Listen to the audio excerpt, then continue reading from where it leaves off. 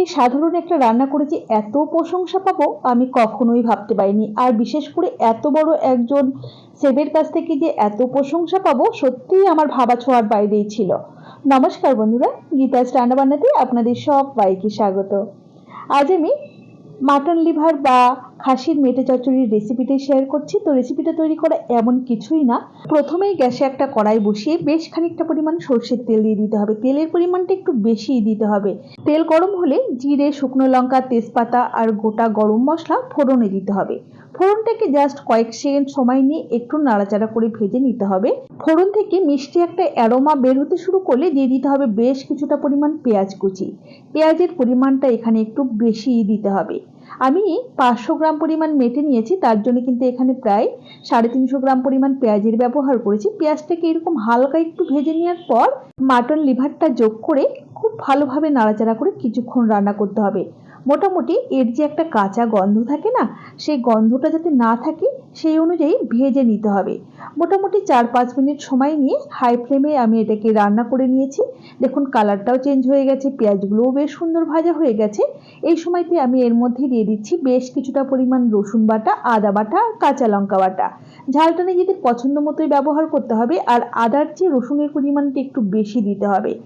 তো আদা, রসুন, কাঁচা লঙ্কা বাটা দিয়েও খুব সুন্দর করে কষিয়ে নিতে হবে। আমার কড়াইটা না একটু ছোট হয়ে গেছিলো বলে আমি একটু বড় কড়াইয়ের মধ্যে ট্রান্সফার করে নিয়েছি। দেখুন খুব সুন্দর করে কিন্তু কষিয়ে নিতে হবে যাতে কাঁচা গন্ধটা না থেকে যায় ওই আদা রসুনের। তো খুব সুন্দর কষিয়ে নেওয়ার পর এখন এর মধ্যে রেগুলার কিছু গুঁড়ো মশলাও আমি ব্যবহার করব। সাথে দিয়ে দিলাম কয়েক টুকরো আলু, স্বাদ মতো লবণ। আলুটা চাইলে ভেজে একদম শেষের দিকেও অ্যাড করতে পারো।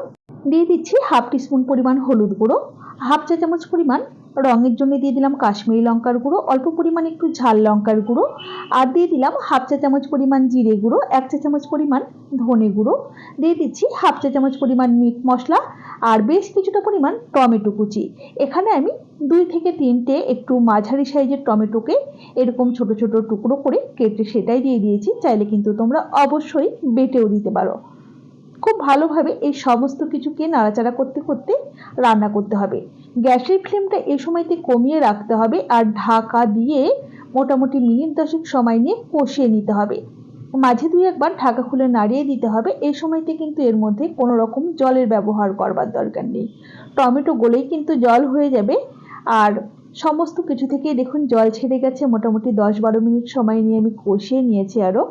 তো খুব সুন্দর কিন্তু কষানো হয়ে গেছে। এই সময়তে আরও কিছু সময় নিয়ে নাড়তে নাড়তে রান্না করলাম। দেখুন মশলাটা একদমই শুকনো হয়ে গেছে, মেটের গায়ে কিন্তু মশলাটা লেগে গেছে। এবারে আমি এই সমস্ত কিছু আরও একটু সেদ্ধ হতে বাকি আছে, সেই অনুযায়ী কিছুটা গরম জল অ্যাড করলাম।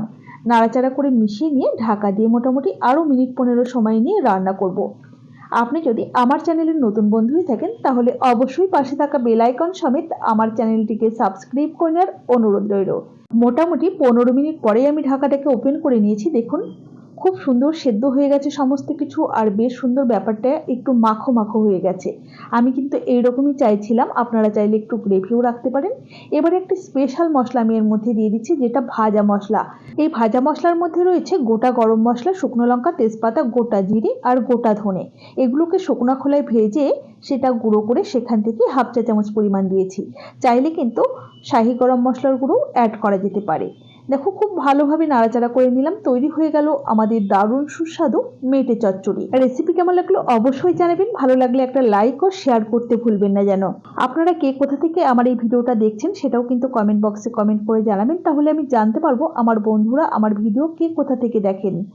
তাহলে আজ এই পর্যন্তই। সকলে ভালো থাকবেন, সুস্থ থাকবেন। হাজির হয়ে যাব নতুন কোনো রেসিপি নিয়ে। ধন্যবাদ।